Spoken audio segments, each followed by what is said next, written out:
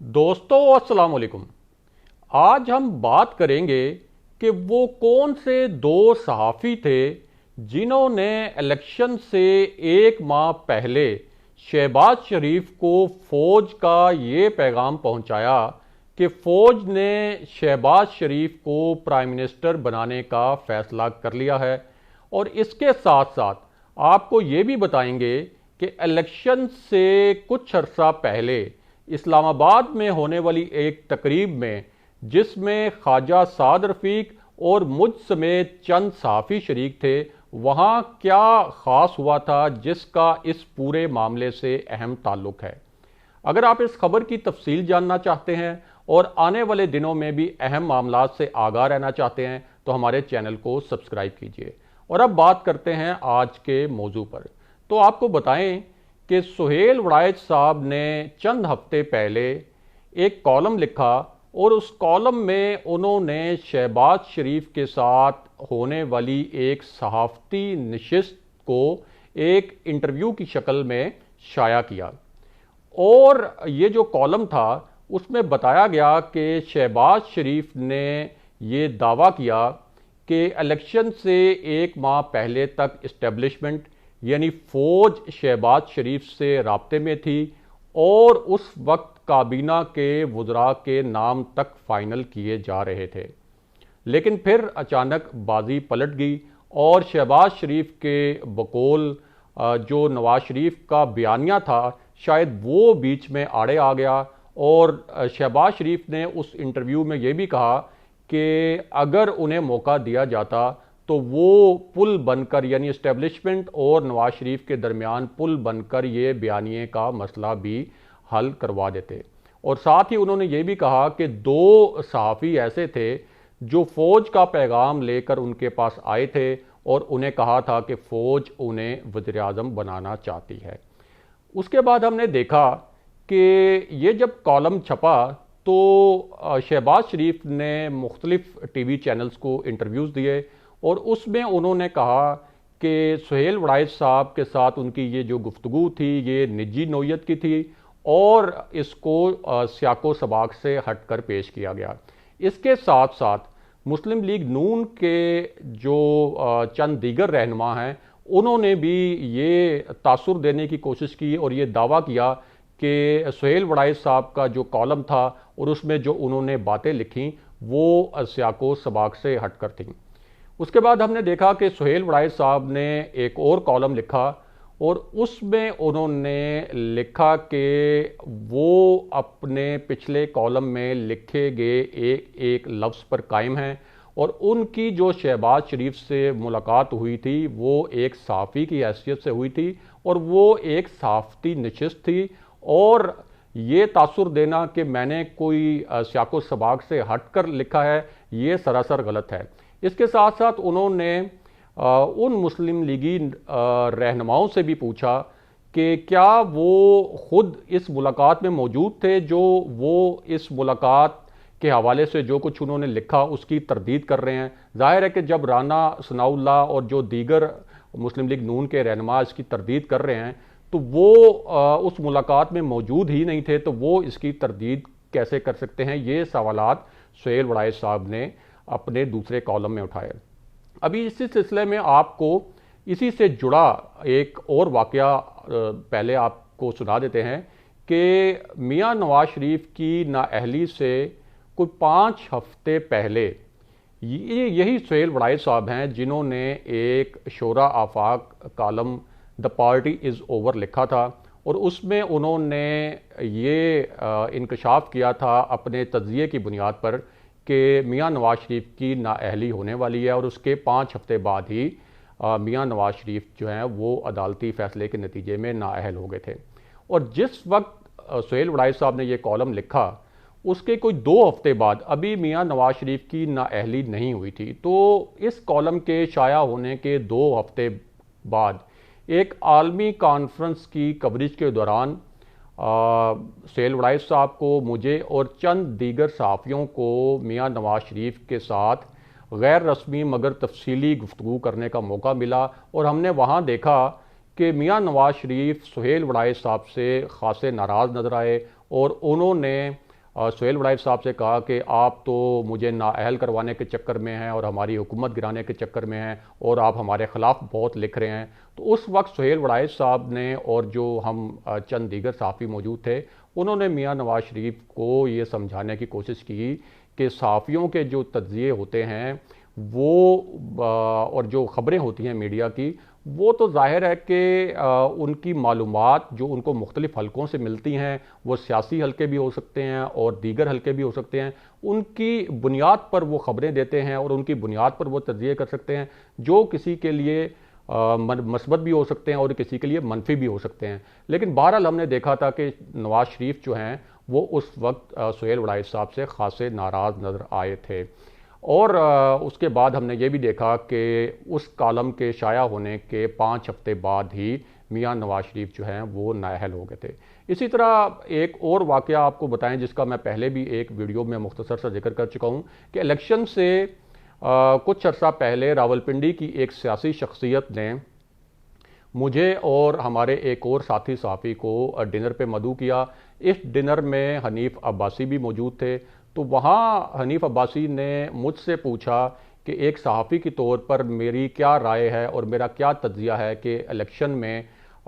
नून league कामयाब होगी या तहरीक इंसाफ। तो मैंने उन्हें कहा कि नून लीग जो है वो किसी सूरत जो है ये इलेक्शन नहीं जीत सकती और दोबारा हुकूमत नहीं बना सकेगी। इस पर हनीफ अब्बासी साहब जो हैं वो बड़े मुस्कुरा दिए और उन्होंने कहा कि मेरा जो तज्ज़िया है वो ठीक नहीं है और मुझे ये पता नहीं है कि शहबाज शरीफ ने इस्टेब्लिशमेंट के साथ जो हैं वो बड़े अच्छे अपने राब्ते जो हैं उस्तवार कर लिए हैं और वो जो दोनों के दरमियान इख्तलाफात थे नून लीग और इस्टेब्लिशमेंट के दरमियान, वो शहबाज शरीफ ने सारी गेम सेट कर ली है। तो उस वक्त फिर मैंने एक अपने जो मेज़बान हैं उनसे कहा था कि एक पेपर लेके आएँ और उस पेपर पर मैंने लिखा था कि अगली हुकूमत तहरीक इंसाफ की होगी और वो पेपर मैंने हनीफ अब्बासी साहब के हवाले कर दिया था और हनीफ अब्बासी साहब से कहा था कि इलेक्शन के बाद हम जब मिलेंगे तो फिर हम इस पेपर के मुतल्लिक बात करेंगे। और फिर हमने देखा कि ज़ाहिर है कि इलेक्शन के बाद तहरीक इंसाफ की हुकूमत भी आई। इसी तरह इलेक्शन से कुछ अर्सा पहले एक तकरीब में जहां ख्वाजा साद रफ़ीक और कोई 8 के करीब सहाफ़ी मुझ समेत शरीक थे, तो वहां कुछ सवालात हुए ख्वाजा साद रफ़ीक से और फिर ख्वाजा साद रफ़ीक ने हम सहाफ़ियों से पूछा कि हमारी राय में ये जो आगे इलेक्शन आ रहा है इसमें नून लीग जीतेगी या तहरीक इंसाफ। तो हम जितने वहाँ सहाफ़ी मौजूद थे हम सब ने यही कहा कि हमारा जो तज्ज़िया है उसके मुताबिक तहरीक इंसाफ ही ये इलेक्शन जीतेगी और उसकी वजूहात भी हम सब ने कमो बेश एक जैसी ही बयान की कि जिस तरह से मियाँ नवाज शरीफ की नाअहली हुई, उसके बाद जिस तरह से मुस्लिम लीग नून के दीगर अरकान भी कुछ नाअहल हुए, फिर गिरफ्तारियों का और मुकदमात का सिलसिला शुरू हुआ और फिर वो जो टीवी पर ख़बरों का एक ट्रेंड था, जो प्रोग्राम्स का एक ट्रेंड था, फिर हम सहाफ़ियों को ये भी मालूम होता है कि इस्टेब्लिशमेंट जो है वो क्या चाहती है कि किस किस्म की ख़बरों को हाईलाइट किया जाए। तो हम सब का एक मुत्तफ़िक़ा तज्ज़िया ये था कि तहरीक इंसाफ ही हुकूमत में आएगी। और उस वक्त ख्वाजा साद रफ़ीक के मुताबिक उन्होंने कहा हमारे पास भी कुछ ऐसी रिपोर्ट्स मौजूद हैं और बल्कि उन्होंने तो ये दावा भी किया कि कुछ सहाफ़ियों ने उन्हें ये बताया है कि उन्हें कोई ख़ास किस्म की हदायत भी मिल रही हैं। तो बहरहाल ये जो पूरा एक पस मंज़र था कि इलेक्शन से पहले जो है वो बिल्कुल वाज़े हो चुका था कि तहरीक इंसाफ ही हुकूमत में आएगी। अब ये जो सहाफ़ियों के पास मालूमात होती हैं और ये जो तज्ज़िये होते हैं वो ये मालूमात और तज्ज़िये किस बुनियाद पर बनाते हैं। एक तो वो सियासी जमातों के मुख्तलिफ जो रहनुमा है उनसे जब निजी तौर पर मिलते हैं तो वहाँ से वो उनकी बॉडी लैंग्वेज को असेस करते हैं। उसके साथ साथ जो अहम हल्के के लोग होते हैं, पाकिस्तान के ताकतवर हल्कों के लोग, उनसे भी जब वो मिलते हैं निजी तौर पर या किसी तकरीब में और वहाँ जो गैर रस्मी गपशप होती है उससे आपको अंदाज़ा हो जाता है कि रियासत के ताकतवर इदारे क्या सोच रहे हैं और जो सियासी जमातें हैं वो क्या सोच रही हैं। इसी तरह इलेक्शन से पहले जब मैं और जो दीगर सहाफ़ी तहरीक इंसाफ के मरकज़ी रहनुमाओं से मिल रहे थे तो उनकी जो बॉडी लैंग्वेज थी वो बहुत ज़्यादा पुरएतमाद थी। उसकी एक वजह तो ये थी कि वो समझते थे कि उन्होंने नून लीग के जो करप्शन का बयानिया है उसके ऊपर बहुत ज़्यादा काम किया है, तो लोग जो हैं वो नून लीग से बहुत ज़्यादा बदजन हो चुके होंगे। और दूसरा बहुत साफ ज़ाहिर था कि उनके एतमाद की कोई ख़ास वजूहात जो हैं वो कुछ और भी थी। तो ये पूरा पस मंज़र था इलेक्शन से पहले जो माहौल बना हुआ था कि तहरीक इंसाफ की हुकूमत ही आएगी। अब इस पूरे माहौल में पाकिस्तान के मैं कह सकता हूँ कि 99% सहाफ़ी जिन्होंने न्यूज़ रूम में काम किया है, जिन्होंने ग्राउंड में जाके काम किया है, उन सबको पता था कि नून लीग की हुकूमत जो है वो नहीं आ सकती। लेकिन ये फिर कौन से दो सहाफ़ी हो सकते हैं कि जो ये पैगाम लेकर चले गए शहबाज शरीफ के पास कि फ़ौज का ये कहना है कि फ़ौज ने ये फैसला कर लिया है कि शहबाज शरीफ को प्राइम मिनिस्टर बनाया जाएगा, क्योंकि ऐसा टेक्निकली और जो उस वक्त ज़मीनी हक़ाइक़ थे उनके मुताबिक मुमकिन ही नहीं था। ये कैसे हो सकता है कि मियां नवाज शरीफ का बयानिया हो, वोट को इज्जत दो, और वो बयानिया उस वक्त इस्टेब्लिशमेंट के बयानिए से मुतसादिम हो, तो बड़ा भाई तो नाअहल हो और जेल भुगते, लेकिन छोटे भाई को वज़ीर-ए-आज़म बना दिया जाए। अगर ऐसा होता तो ये तो फिर एक तरह से इस्टेब्लिशमेंट के बयानिए की शिकस्त हो जाती। और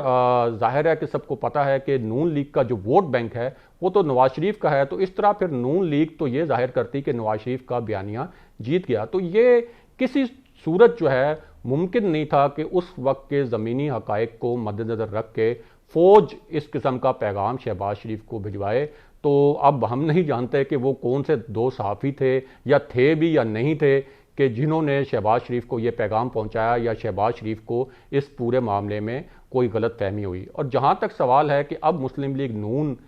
के जो रहनुमा हैं वो सुहेल वड़ाइच साहब के इस कॉलम की तरदीदें कर रहे हैं और ये कह रहे हैं कि सियाको सबाक से हटकर इस कॉलम को पेश किया गया, तो आपको बताएं कि हमने देखा है